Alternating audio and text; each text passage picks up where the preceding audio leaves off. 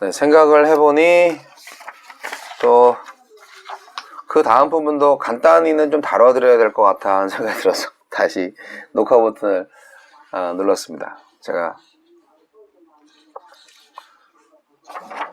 정신이 없네요.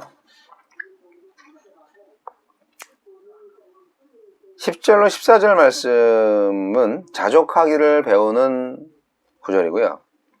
이 부분이 제가 처음 체험한 게 많이 있어서 사실은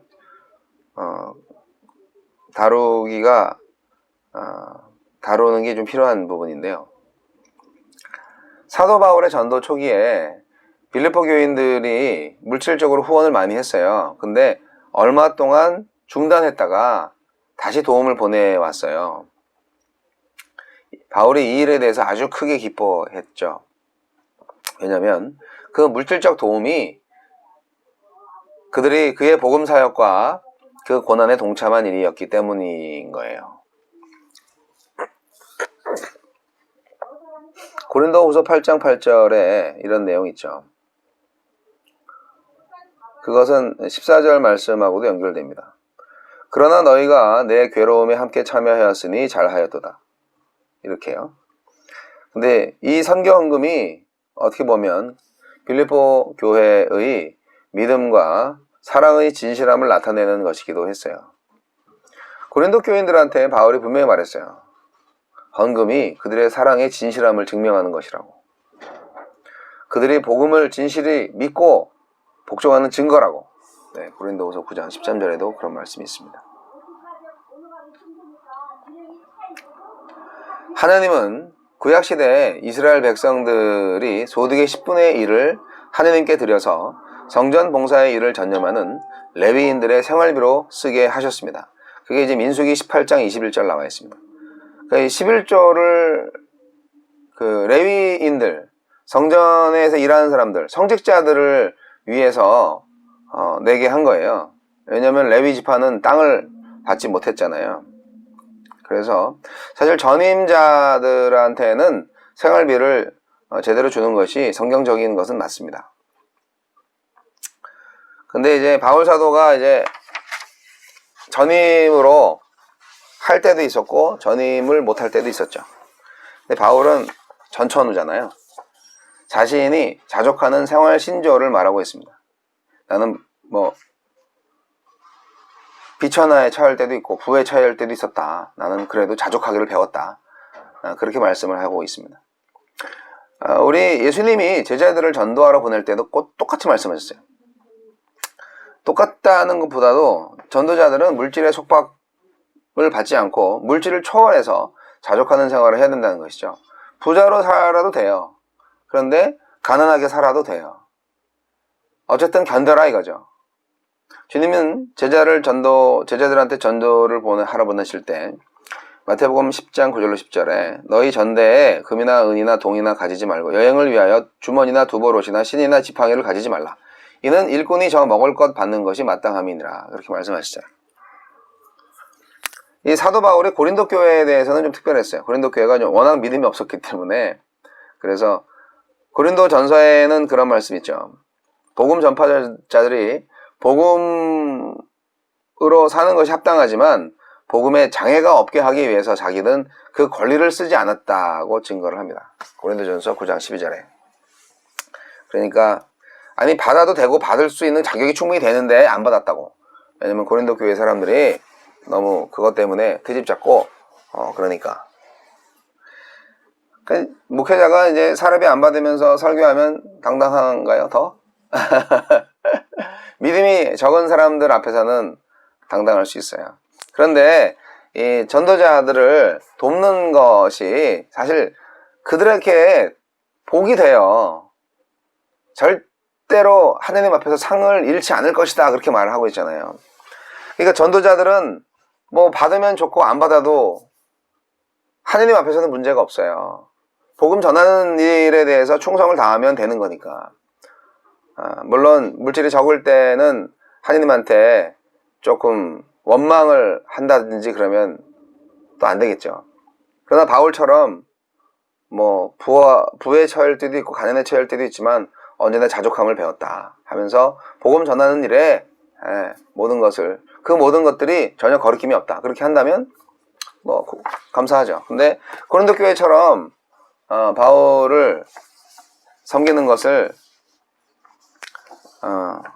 잘 못하고 그러면 이제 고린도 교회에 복이 없는 거죠.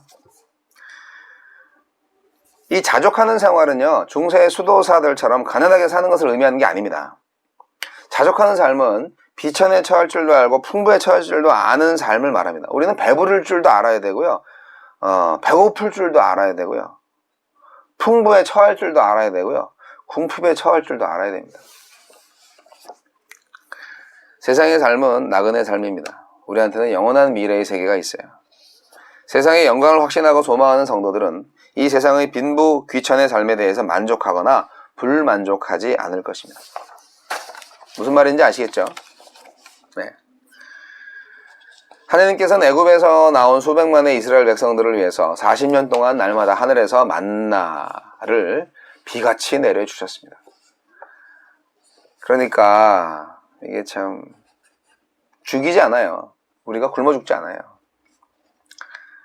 잠언서 30장 7절로 9절 다시 언급해 드릴게요. 내가 두 가지 일을 주께 구하였사오니 나의 죽기 전에 주시옵소서. 곧 허탄과 거짓말을 내게서 멀리하옵시고 나로 가난하게도 마옵시고 부하게도 마옵시고 오직 필요한 양식으로 내게 먹이시옵소서. 혹 내가 배불러서 하느님을 모른다 여호와가 누구냐 할까 하오며 혹 내가 가난하여 도적질하고 내 하느님의 이름을 욕되게 할까 두려워함이니이다 라고 말하였습니다. 잠언서 기자가 누군지 참 멋진 사람이네. 세계 최고의 부자였던 사람이 이렇게 말을 했다는 것이죠. 여러분, 이런 말도 하셨어요. 잠언서 15장 17절 여간 채소를 먹으며 서로 사랑하는 것이 살찐 소를 먹으며 서로 미워하는 것보다 나으니라. 잠언서 17장 1절 마른 떡 한 조각만 있고도 화목하는 것이 육선이 집에 가득하고 다투는 것보다 나으니라. 육선은 이제 고기를 말하는 거죠. 그러니까 고기 반찬 뭐 풍성하게 있다 할지라도 그 밥상 앞에서 서로 싸우고 그러면 그냥 김치 한쪽에 콩나물국 한 숟가락에 밥 말아 먹는 것을 하면서 화목한 가정이 더 낫다 이런 얘기 하는 거잖아요. 주님은 그래서 오늘날 우리에게 일용할 양식을 주옵소서 그렇게 기도하라고 가르쳐 주셨습니다.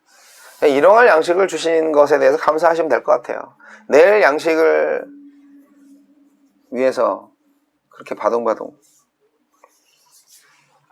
자, 저는 빌립보서를 마무리하면서 우리가 바울의 그 비전을 가져야 된다고 생각합니다. 우리가 바울과 같은 전도자들을 생각하고 물질로 돕는 것은 하느님 앞에 큰 기쁨이 되는 일입니다. 그것은 바로 복음 사역에 동참하는 일입니다. 그 부분을 생각하시기 바랍니다. 하느님이 매우 기뻐하시는 일입니다. 그리고 우리는 전도자들도 그렇지만 성도들도 자족하는 삶을 배워야 합니다. 인생은 빈손으로 왔다가 빈손으로 갑니다. 그러나 우리는 이 세상의 욕심과 염려를 다 버리고 섭리하시는 하나님께서 주시는 것들로 만족하면서 살아야 합니다. 입을 넓게 벌리세요. 핸들링 할 수 있으면 많이 주실 거예요. 그러나 핸들링 할 수 없을 때 많이 주신 것은 오히려 화가 된다는 사실. 욕심 부리지 마시고. 그래서 우리는 우리에게 능력 주시는 그리스도만 의지해야 합니다. 그래서 우리는 모든 어려움을 이겨나갈 수가 있습니다. 빌립보서 4장 15절로 23절까지는 헌금의 의미와 약속에 대해서 분명히 말하고 있습니다. 그래서 이 헌금에 대한 부분 잘 묵상하시고 저와 여러분이 헌금을 내는 것과 그리고 다른 성도들, 다른 교회 사람들도 헌금에 대해서 이렇게 생각을 하고 있는지 알아야 합니다. 향기로운 제물이 되어야 한다는 것에 집중하시기 바랍니다. 헌금이 하느님께 드리는 향기로운 제물이라고 말하고 있잖아요. 그것은 하느님을 기쁘시게 한 향기로운 냄새고 받으실 만한 제물이다. 헌금은 하느님께 대한 헌신과 순종과 감사의 표시다. 하느님께 자신을 즐거이 드린 자들만, 온전히 드린 자들만 그 헌금이 제대로 받아들여진다 라는 말씀도 하셨습니다. 헌금이 하나님께 드려지는 예물이기 때문에 헌금은 바로 예배의 중요한 요소입니다. 예배의 중요한 요소가 뭡니까? 찬송, 기도, 설교도 있고 헌금도 있습니다. 헌금, 네, 헌금 잘 하시기 바랍니다. 우리 바울 사도께서 빌립보 교회를 참 사랑하셨습니다. 메릴랜드 선교교회도 바울 사도가 돌아볼 때 참 사랑할 만한 교회가 되어야 하지 않겠습니까? 그렇죠? 19절로 20절 말씀. 나의 하느님이 그리스도 예수 안에서 영광 가운데 그 풍성한 대로 너희 모든 쓸 것을 채우시리라. 하느님 곧 우리 아버지께 세세 무궁토록 영광을 돌릴지어다. 자, 이 말씀 보면 헌금 하시는 모든 분들한테 하느님이 모든 필요를 다 채워줄 것이다. 그렇게 약속하고 있습니다. 하느님은 우주 최고의 부자이시니까요. 창조자 하느님은 창조하신 하느님, 천지 만물이 다 그분 거잖아요. 그렇기 때문에 시편 24편 1절 땅과 거기 충만한 것과 세계와 그 중에 거하는 자가 다 여호와의 것이로다. 학개 2장 8절 은도 내 것이요 금도 내 것이니라.